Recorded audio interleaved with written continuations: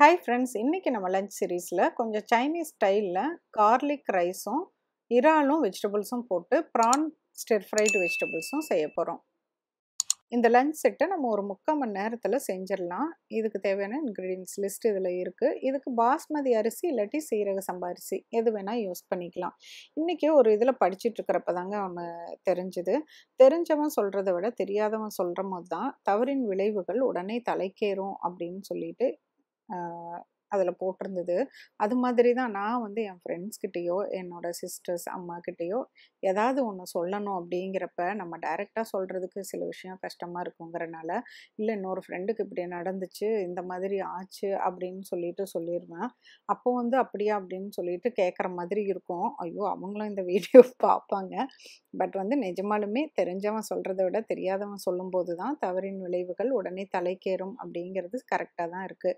இந்த பாஸ்மதி அரிசி வேக வைக்கிறப்ப நீங்கள் ஒரு 2 ஸ்பூன் எண்ணெய் விட்டு வேக வச்சோம் அப்படின்னா அது வந்து இந்த ஒன்றோட ஒன்று ஒட்டாமல் பிசுப்பு இல்லாமல் இருக்கும்.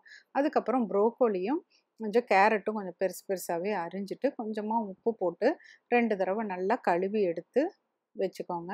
அதுக்கப்புறம் ஒரு பாத்திரத்தில் கொஞ்சம் தண்ணி ஊற்றி நல்லா கொதிக்கிறப்ப கொஞ்சமாக எண்ணெயும் உப்பும் போட்டு இப்போ நம்ம வந்து அந்த ப்ரோக்கோலியும் கேரட்டையும் வேக வச்சுக்கலாம். இது கிட்டத்தட்ட பிளான்ச் பண்ணுற மாதிரி தான், ரொம்ப ஒன்றும் இல்லை. கொதிக்கிற தண்ணியில் அதுக்கப்புறம் போட்டுட்டு உடனே சீக்கிரம் எடுத்துருங்க. நான் கொஞ்சம் அதிகமாக விட்டுட்டேன், அதனால் ரொம்பவே வந்துருச்சு. இந்த அளவுக்கு வெந்தால் நம்மளுக்கு பிடிக்கும். இருந்தாலும் ஒரு க்ரன்ச்சினஸ் இருந்தால் எனக்கு வந்து பிடிக்கும். இந்த மாதிரி ஸ்டிர் ஃப்ரை வெஜிடபிள்ஸு ப்ரான்ல எல்லாம் போட்டு செய்கிறப்ப அவ்வளோதான். பாருங்கள், பச்சை பசேர்னு அருமையாக இருக்குது. இப்போ அந்த பேன்லேயே வந்து நம்ம 2 டேபிள் ஸ்பூன் எண்ணெய் விட்டு இந்த வெங்காயத்தாளில் அடிப்பகுதி இருக்கும்ல, தண்டு பகுதி, அதில் இந்த கெட்டியாக இருக்கும் பார்த்தீங்களா, அந்த வெங்காயத்தை வந்து வெட்டிட்டு நல்லா போட்டு வதக்கிடுங்க. சும்மா லேசாக வாசம் வர வரைக்கும் வதக்கிட்டு நல்லா வந்து க்ளீன் பண்ண இந்த ஷெல்ஸ் எல்லாம் ரிமூவ் பண்ண ப்ரான் ஒரு 1/2 கிலோ ப்ரான் எடுத்திருக்கேன்.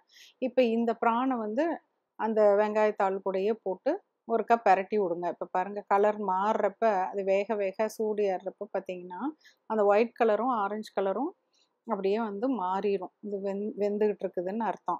இப்போ நல்லா வந்து வேகிறதுக்கு பெரட்டி விட்டுட்டு இந்த அளவுக்கு கலர் மாறினதுக்கு அப்புறமேலு இது கூட நம்ம இந்த வேக வச்ச வெஜிடபிள்ஸை சேர்த்திடலாம். பாருங்கள், இந்த வேக வச்ச வெஜிடபிள்ஸை அப்படியே இது கூட சேர்த்திட்டு அதுக்கப்புறம் ஒரு தடவை நல்லா பெரட்டி விடுங்க. பெரட்டி விட்டுட்டு இப்போ சைனீஸ் ஸ்டைல் அப்படின்னு சொன்னாலே கண்டிப்பாக நம்ம சோயா சாஸ் சேர்த்தணும். லைட் சோயா சாஸ் தான் நான் மோஸ்ட்லி யூஸ் பண்ணுவேன். சோயா சாஸ் வந்து 2 டேபிள் ஸ்பூன். ஆயிஸ்டர் சாஸ் அப்படின்னு சொல்லிட்டு சைனீஸ் ஐட்டம் இப்போ நம்ம வந்து எல்லா ஊர்லேயும் எல்லா கடையிலையும் மோஸ்ட்லி கிடைக்குதுங்க.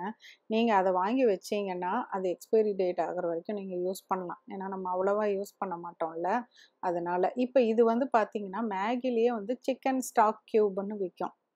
இப்போ இந்த க்யூபு வந்து நீங்கள் யூஸ் பண்ணுங்கள். நல்ல ஃப்ளேவர் ரொம்ப நல்லாயிருக்கும். இப்போ நம்ம சின்ன அளவில் யூஸ் பண்ணுறனால நான் பாதி தான் கட் பண்ணி பாதி தான் போட்டிருக்கேன். இப்போ வந்து 1 டேபிள் ஸ்பூன் கார்ன்ஃப்ளவர் மாவு இருக்குல்ல, சோள மாவு, அதை வந்து தண்ணியில் கரைச்சி எடுத்துட்டு ஒரு மினுமினுப்புக்காக, அப்புறம் ஒரு வலுவலுன்னு ஒரு டெக்ஸ்டர் வரும், அதுக்காக கொஞ்சமாக தண்ணி ஊற்றுங்க. ஒரு 1/4 கப்பில் கம்மியாகவே ஊற்றுங்க. அதை விட ஊற்றிட்டு போட்டுட்டு பெரட்டினோன்னே பாருங்கள் அந்த இது வந்து மிக்ஸ் ஆயிரும். பட் ஒரு ஷைனிங்கை கொடுக்கும் அதுக்கு. இப்போ பார்க்குறக்கு நல்லாயிருக்கும், சாப்பிட்றதுக்கும் ரொம்ப நல்லாயிருக்கும். அதுக்கப்புறம் இங்கே பார்த்தீங்களா, நான் சொன்னேன்ல ரொம்ப காலிஃப்ளவர் அந்த ப்ரோக்கோலி வந்து வெந்துருச்சு, அதனால இப்படி இதாயிருச்சுன்னு. க்ரன்ச்சியாக இருந்ததுன்னா இன்னும் நல்லாயிருக்கும் அந்த சைனீஸ் ஸ்டைல் செய்கிறப்ப. நம்மளோட prawn stir fry vegetables ready ஆயிடுச்சு. அடுத்தது வந்து ரைஸ் பாருங்கள், நல்லா ஆறிடுச்சு, பொல பொலன்னும் இருக்குது, சாஃப்டாகவும் இருக்குது.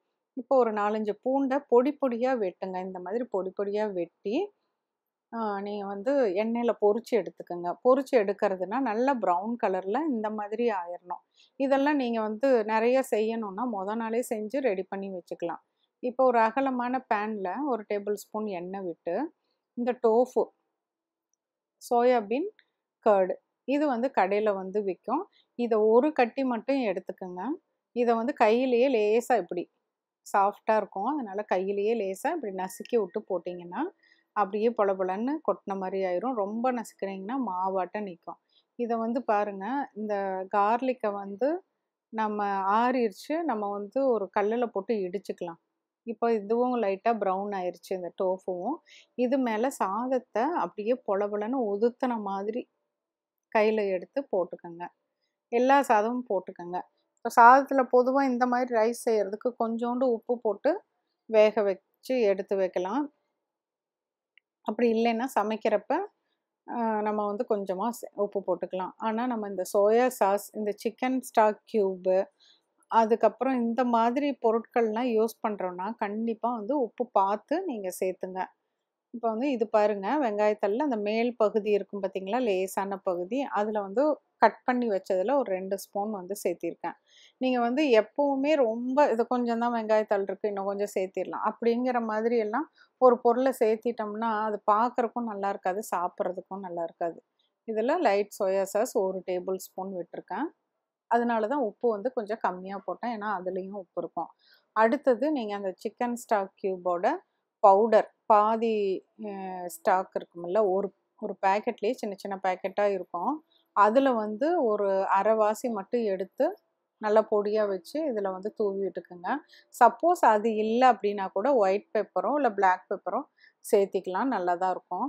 அவ்வளோதான் பாருங்கள், இது ரொம்ப ரொம்ப சிம்பிளுங்க. இப்போ நம்ம கார்லிக் ரைஸ் செய்ய போகிறோம், அதனால் நம்ம ஃப்ரை பண்ணி டீப் ஃப்ரை பண்ணி அதை க்ரஷ் பண்ணி ஒரு கொரன்னு அந்த கல்லில் போட்டு இடித்தது அந்த மாதிரி வச்சுருக்க இந்த பூண்டை வந்து இதோட போட்டுட்டு நல்லா பரட்டி விட்ருங்க. ஃபுல்லாக சாதம் ஃபுல்லாக அந்த ஃப்ளேவர் போகிற அளவுக்கு. கார்லிக் ரைஸ்னால் கார்லிக் நிறையா போடணும்னு நினச்சிட்டு நிறையா போட்டுறாதீங்க, அது நல்லாவே இருக்காது. இந்த அளவு எல்லாத்துக்கும் ஒரு அளவு இருக்கும், இந்த அளவுக்கு வந்து போடுங்க. அதுவே உங்களுக்கு ரொம்ப கரெக்டாக இருக்கும். நல்லா பூண்டு வாசம் தூக்கலாகவே வந்து அருமையாக இருக்கும். இதுக்கு மேட்சிங்காக ப்ரான் ஸ்டிர் ஃப்ரை வெஜிடபிள்ஸோடு சாப்பிடுங்க. மீண்டும் ஒரு புதிய ரெசிபியோடு உங்களை மீட் பண்ணுறேன். தேங்க்யூ.